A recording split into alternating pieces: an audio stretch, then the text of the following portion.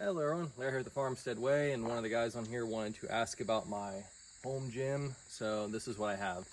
So this building is actually a building that we tore down and rebuilt about 3 years ago. And inside of here is where we used to have our milk cow. When we got rid of the milk cow, it was just empty, and then we moved down here to the barn dominium, so I moved all of my gym stuff from the garage up here to down here. Now this whole thing has changed a couple of times over the past couple of years. Slowly adding on things based on what my interest is and what things I like to get into. Right now, I'm more into functional, style training. Sometimes I do more bodybuilding stuff depending on, like I said, the mood that I'm in. Some of the stuff out here is just newer stuff that I've added on recently. So this squat rack I've had for over 10 years. I got it free from one of my friends, and it was one of the newest things I brought down here. Just getting into a little bit more of a push-pull legs routine, just trying to change things up. Doing my best to teach myself how to back squat because I'm not very good at it. But it's I don't even know what this is, body solid. It's just some basic, not super fancy squat rack. I got 135 on here because I'm not trying to be a power lifter, just trying to do my best to keep my legs developed and whatnot. And I've got, if you can come over here, I got just basic tape on where I like to keep the bar for squatting, and then down here for benching. And that's pretty much all I do with this. I don't really do a lot of Olympic lifts like power cleans or any of that kind of stuff. You really need good training for that and coaching, which I have neither of. All the stuff I've done is self-taught. But this has been fun to have this down here and just do more basic compound lifts. Like I said, trying to get bench up and squat up a little bit. So this has been fun. And also you can use this for anchor points for elastic bands, which we'll show in a little bit. Then over here, I brought down one of our punching bags, which I've just got a basic ghetto ratchet strap holding it on to these 2x6s, which I eventually need to get some chains because if you give it a good kick, it pops off the hook. Over here, I've got some handles on some cables from a portable cable machine that I had. I've been really enjoying doing ring dips and push-ups off of these. You just get a really good stretch, and the mobility in the handles, I believe, helps out with your stability. Another reason why I've put these on here is I kind of got into a kick of really liking to do pull-ups with my full forearm supported. Because when you do a normal pull-up and you're grabbing onto the bar, you're really relying on your grip. And I feel like you have to have a lot of grip strength to do an effective pull-up, which I could probably do it on this side. But when you have your arm like this and you can brace, you can take a lot out of your grip and really focus on getting a nice full range of motion. So that's why I stuck those there. So that's been really, really cool, just trying different things. Over here, just a basic landmine. I just got jammed in the corner of the post of the building, and I like doing T-bar rows, single arm rows. I really enjoy doing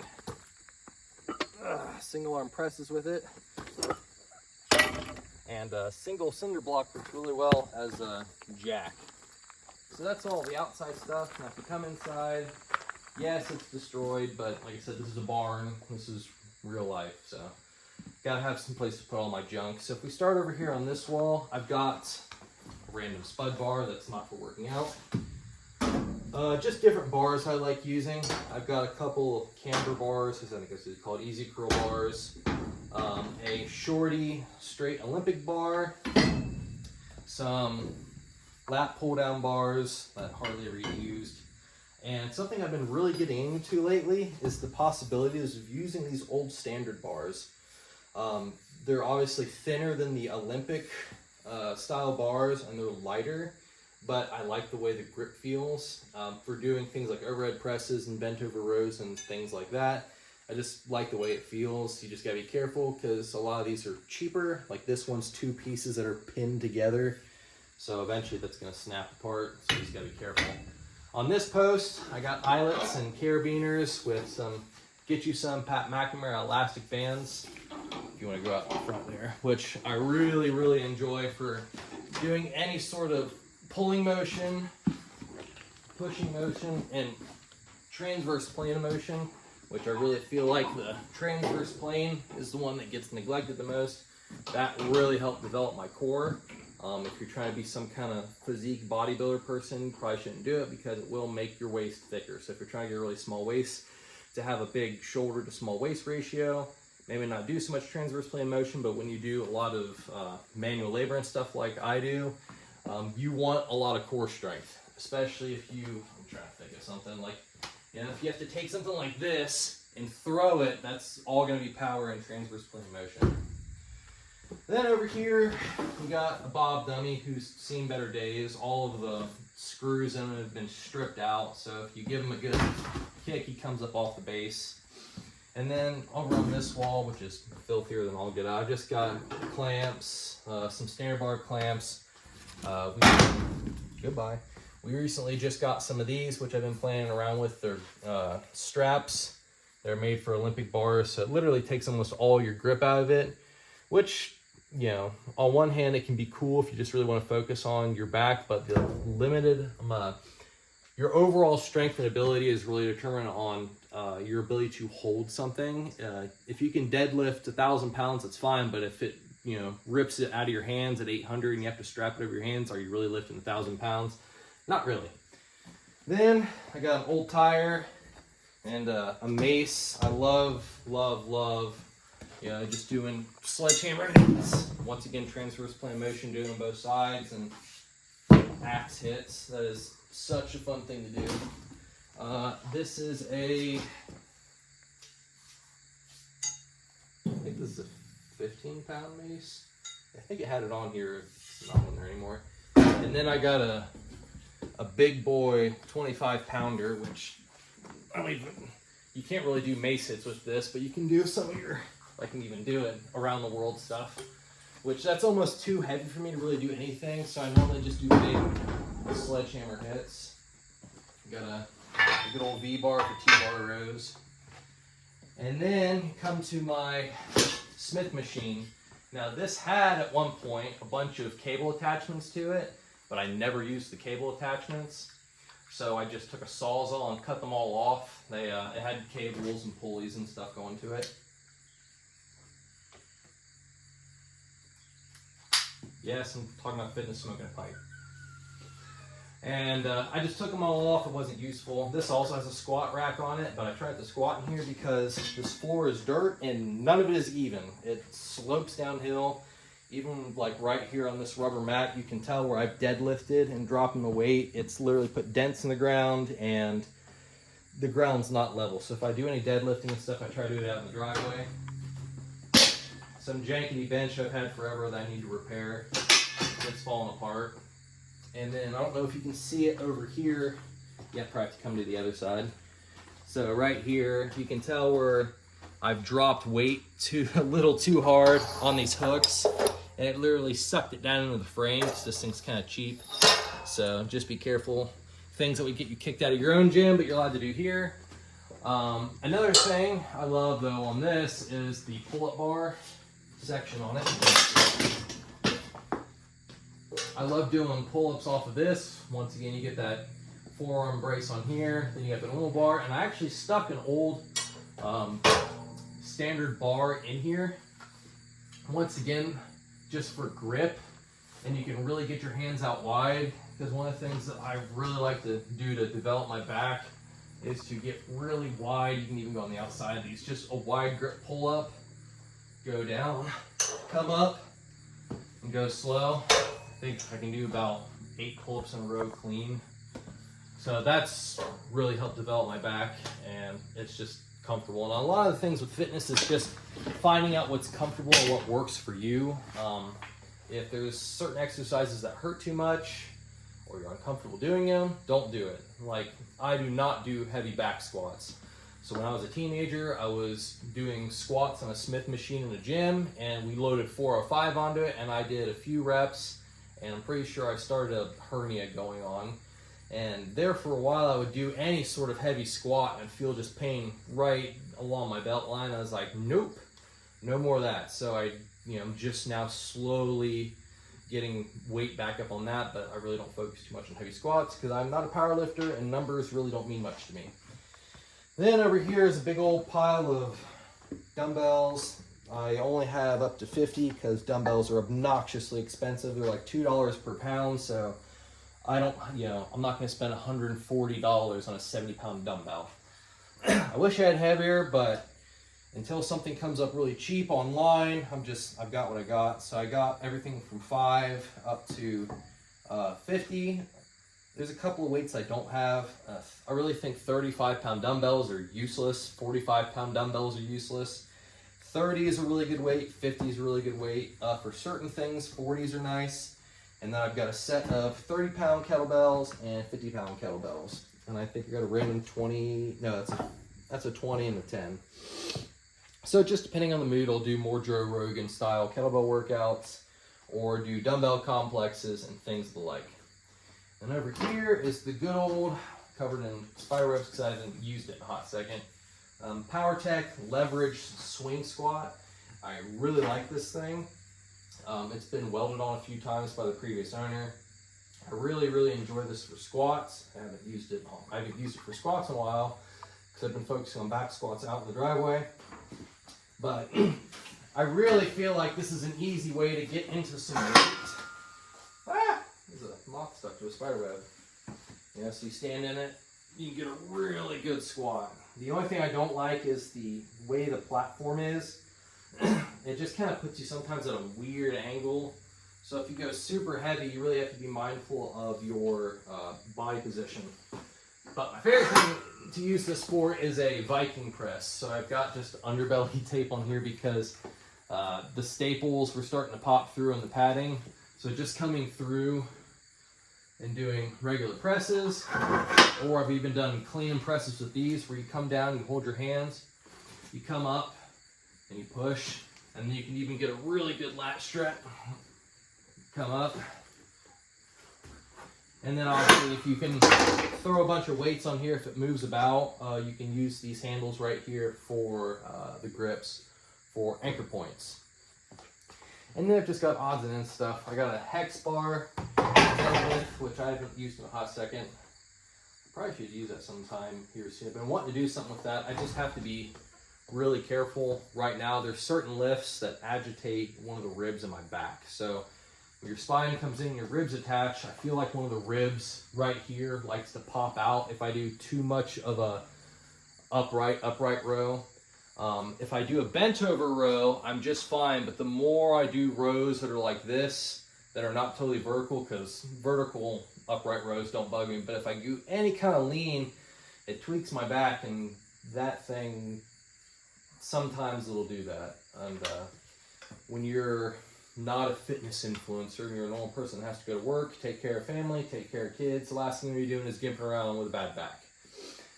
Then we've got this homemade leg press thing, which I haven't used in a while. Sometimes it's fun, but you have to have a good bench to use it, and that thing falls apart, so I don't trust it.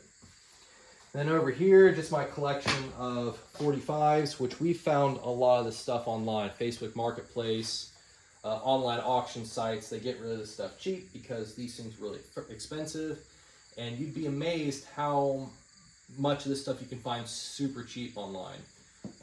Most fitness equipment is obnoxiously expensive. If you're going to buy it new, it's really cool to have. I mean, I would love to have a decked out gym with Sornex and Rogue stuff. It's just way too expensive. You got to pay for shipping and all that dumb stuff. And we got all this stuff cheap. So I got some, the Walmart concrete plates for random stuff, some really old standard plates, which these things are really heavy, surprisingly. I got my collection of Pat Mac bands, some old Warhouse gym from Flagner Fail, Rob and Dale and Bailey, some straps. A few of these Pat Mac bands have dry rotted and snapped. And then I got the block. I actually got this from a job site. Someone had poured a concrete patio and they had messed it up, so they had to cut it all out and redo it. And they had a bunch of stuff laying there, so I was like, can I take this? And they're like, sure.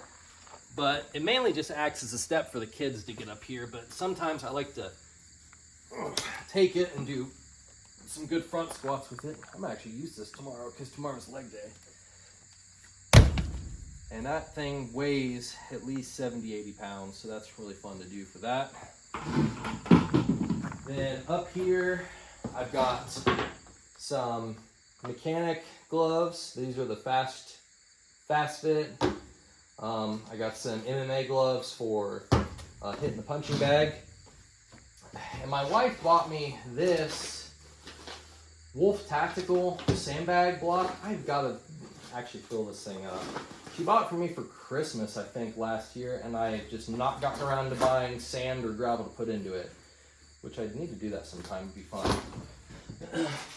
You know, pull down ropes, and then we've got the Weeder Pro 800 bench leg extension thing, which this thing sat up and it was pretty much just a garage ornament forever, and I finally brought it down here, and I only have enough room to have it in an incline position, so if I wanted to do dumbbell incline presses or whatnot, I can do that on this. I just gotta be careful because we're on a raised platform, so if I throw weights down, they will probably go through the floor. Toad chicken feed. This I mainly use for leg extensions.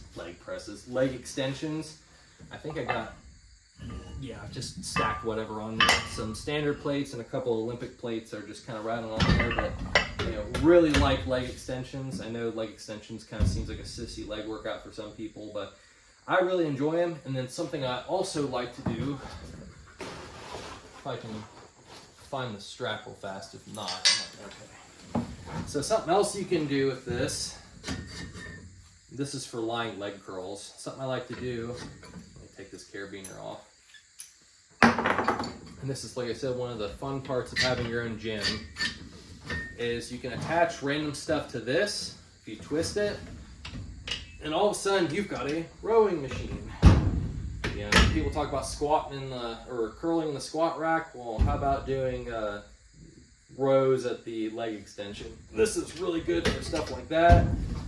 If you wanted to do some strict curls with this, you can do stuff like that.